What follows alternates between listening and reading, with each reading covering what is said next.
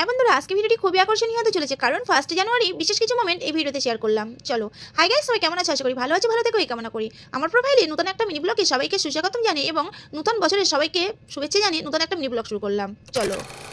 হ্যাঁ বন্ধুরা, ভিডিওটি আমি 1 জানুয়ারিতে তৈরি করে রেখেছিলাম, কিন্তু ভিডিওটি আমি এডিটিং করতে পারছি না আর ছাড়তে পারছি না, সেই কারণে একটু দেরি হয়ে গেল। যাই হোক, আমি 1 জানুয়ারিতে সকালবেলা উঠে বড়মশাই যে আমাকে গিফট করেছিল, আগের ভিডিওতে বলেছিলাম গ্যাসের একটা ওভেন, সেই ওভেনটা আমি অন করে দিলাম এবং বড়মশাইকে মিষ্টিমুখ করে 1 জানুয়ারিটা শুরু করব।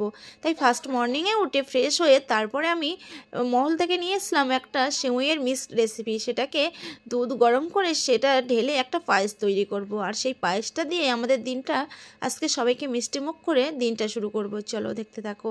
প্রথমে আমি একটা কড়াই বসিয়ে তাতে দুধ দিয়ে, দুধটা যখন ফুটে উঠেছিল তাতে সেই সিমইয়ের মিক্সটা ঢেলে দিলাম।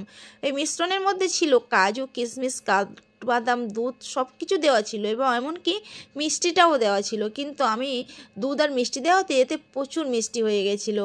আমি বুঝতে পারিনি যে এই মিশ্রণের মধ্যে দুধ আর মিষ্টিটাও দেওয়া আছে। তার সেই মতোভাবে আমি একটু মানে পাতলা পাতলা মতো করেছি, কারণ মিষ্টিটা একটু বেশি হয়ে গেছিলো। সেই কারণে বড়মশাই ঘুমাচ্ছিল, তাকে ডেকে তুলে বললাম, নাও আজকে 1 জানুয়ারি, হ্যাপি নিউ ইয়ার তোমাকে, বলে মিষ্টিমুখ করে নাও বলে বড়মশাইকেও সেটা খাইয়ে দিলাম এবং বাড়িতে সবাইকে খাইয়ে দিলাম। তারপর দুপুরে রান্নাতে ছিল মুরগির মাংস। সেই মুরগির মাংসটা আমি কষানো হয়ে গেছে, তাতে পানি দিয়ে ঝোল দিয়ে তাতে কাঁচা লঙ্কা, ধনিয়া পাতা, সমস্ত মশলা দিয়ে মাংসটা রান্না কমপ্লিট করে দিলাম। তারপর আমি রান্না করতে যাব। একটা ভাজা ছিল, ভাজার মধ্যে ছিল ক্যাপসিকাম আর ছোট ছোট চিংড়ি মাছ দিয়ে ভাজা করেছিলাম, তাই সেই ভাজাটাও কমপ্লিট করে নিচ্ছে এদিকে।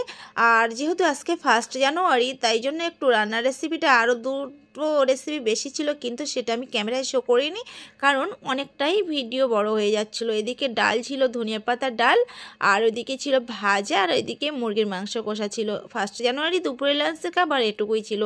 তারপর সন্ধ্যাবেলা বেবিকে বরমশাই নিয়ে এসে দিয়েছিল একটা কেক। যেহেতু 1 জানুয়ারি, বেবি বলছিল আমি কেক কাটবো, তাই জন্য বরমশাই একটা কেক এনে দিয়েছিল।